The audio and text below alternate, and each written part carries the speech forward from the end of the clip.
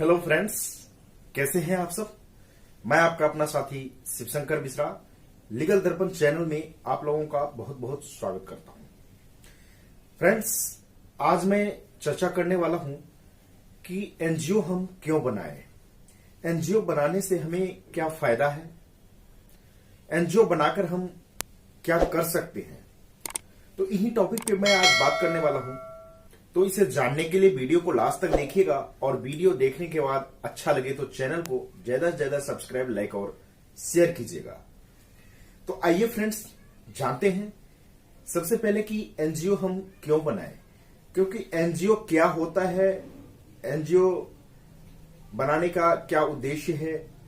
इन सभी टॉपिक पे मैंने बहुत से सारे वीडियो पहले बना चुके हैं, जिसका डिस्क्रिप्शन में आपको मैं लिंक दे दूंगा।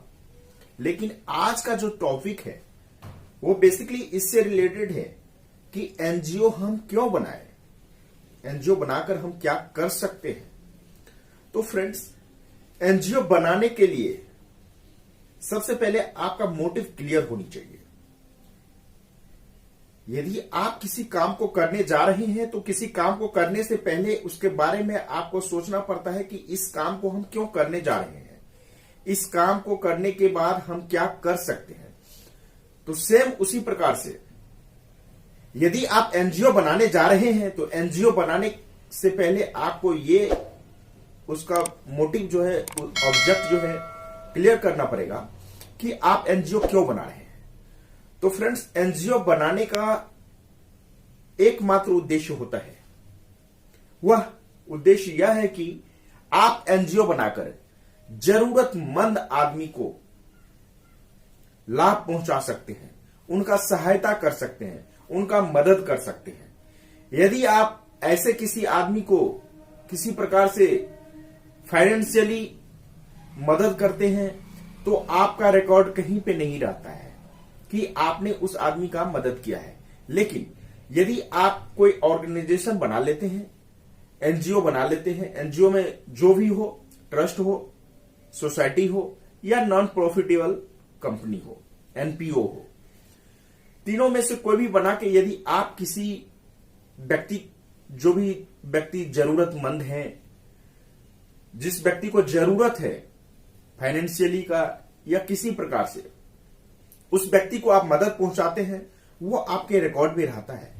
और यदि आप इस प्रकार से उनका मदद करते जाते हैं और 2 साल, 3 साल, 4 साल मदद करते हैं अपने तरफ से, तो आपका रिकॉर्ड जो है वो गवर्नमेंट के नजर में आ जाता है। इसके लिए कुछ फंक्शन है जिनको आपको अप्लाई करना पड़ता है। इसका भी वीडियो मैंने पहले बनाया है। जैसे आपको इसके लिए एनजीओ दर्पण में रजिस्टर्ड होना पड़ता है, ATG12A में रजिस्ट्रेशन कराना पड़ता है। यदि आपको फॉरेन फंड चाहिए तो FCRA में रजिस्ट्रेशन कराना पड़ता है, नीति आयोग में रजिस्ट्रेशन कराना पड़ता है।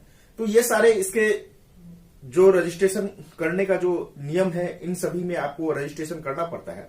लेकिन इन सब में रजिस्ट्रेशन करने से पहले सबसे पहले आपका मोटिव क्लियर होनी चाहिए कि आप एनजीओ बना के आप क्या करना चाहते हैं, और वो करने के लिए आप एनजीओ बनाते हैं। एनजीओ बनाकर आप उस व्यक्ति को, जरूरतमंद व्यक्ति जो है, चाहे आप किसी के लिए बनाए एनजीओ बनाने का उद्देश्य, आप चाहे तो जो भी गरीबी रेखा के नीचे की व्यक्ति है या जो भी जरूरतमंद व्यक्ति है जिसको कि आपका सहायता चाहिए, उनके बच्चों के भरण पोषण के लिए या पढ़ाई लिखाई के लिए, या जो भी फिजिकली चैलेंज्ड व्यक्ति हैं, उन व्यक्तियों को यदि कुछ आपसे मदद चाहिए रोजगार के लिए या फिर उनके भरण पोषण के लिए, या कितने भी व्यक्ति ऐसे हैं जो कि गरीबी रेखा के नीचे हैं, उनको दवा के लिए भी पैसे चाहिए, उनके पास इतने पैसे नहीं है कि वो अपनी बीमारी का ठीक से इलाज करा पाए।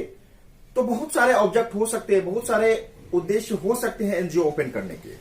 तो इन सारे ऑब्जेक्ट को आप ध्यान में रखिए। आप इस ऑब्जेक्ट में से किसी एक को चुनिए और उसके बाद से जो है आप अपने माध्यम से जरूरतमंद व्यक्तियों को मदद कीजिए, सहायता पहुंचाइए। तो इस प्रकार से आप एनजीओ ओपन करके जरूरतमंद व्यक्तियों को सहायता पहुंचा सकते हैं। और जब ऐसे आप निस्वार्थ भावना से 2 साल 3 साल 4 साल काम करते हैं, तो फिर आप यदि अच्छा काम करते हैं, आपका रिकॉर्ड अच्छा रहता है, तो आपको गवर्नमेंट प्रोजेक्ट भी मिलने चालू हो जाते हैं, गवर्नमेंट फंड भी मिलने चालू हो जाते हैं, और फिर आप अपने काम को बेहतर से बेहतर तरीके से आगे बढ़ा सकते हैं। आपको सरकार भी इसमें मदद करने लगती है। लेकिन इन सब चीजों को पाने के लिए, इन मदद को, इन फंड को पाने के लिए पहले आपको अपने तरफ से कार्य करने पड़ेंगे। अपने तरफ से आपका स्टेप उठाना पड़ेगा कि आप जो है जरूरतमंद व्यक्ति को मदद पहुंचाएंगे। उसके लिए सबसे पहले आपको अपने तरफ से इन्वेस्ट करना पड़ेगा। तो ये सब कार्य करिए। बहुत अच्छा होता है कि आप किसी को यदि मदद करते हैं, यदि आपके पास भगवान ने इतना दिया है कि आप जो है अपना भरण पोषण करते हुए आप दूसरों को मदद पहुंचा रहे हैं, तो ये बहुत ही अच्छा काम है। लेकिन आप यदि ऐसे करेंगे तो उसका तो रिकॉर्ड कहीं पे नहीं रहेगा। लेकिन आप यदि एक एनजीओ ओपन करते हैं, एनजीओ ओपन करने के बाद आप निस्वार्थ भावना से जरूरतमंद व्यक्ति को मदद पहुंचाते हैं, तो उसका रिकॉर्ड कुछ दिनों के बाद, साल 2 साल 3 साल 4 साल के बाद जो है गवर्नमेंट की नजर पड़ता है उस पे। आप फिर नीति आयोग में रजिस्ट्रेशन करा लेते हैं, TG12A में रजिस्ट्रेशन करा लेते हैं, फॉरेन फंड पाने के लिए आप FCRA में रजिस्ट्रेशन करा लेते हैं। तो इन सारे चीजों में रजिस्ट्रेशन कराने के बाद आपका जो है गवर्नमेंट के नजर में आपका जो एनजीओ है वो एनजीओ चला जाता है। फिर आप अच्छा काम करते हैं तो आपको फंड भी मिलने चालू हो जाते हैं, और आप जो छोटे स्तर से काम चालू किए थे उसको आप बड़ा से बड़ा स्तर पे ले जा सकते हैं।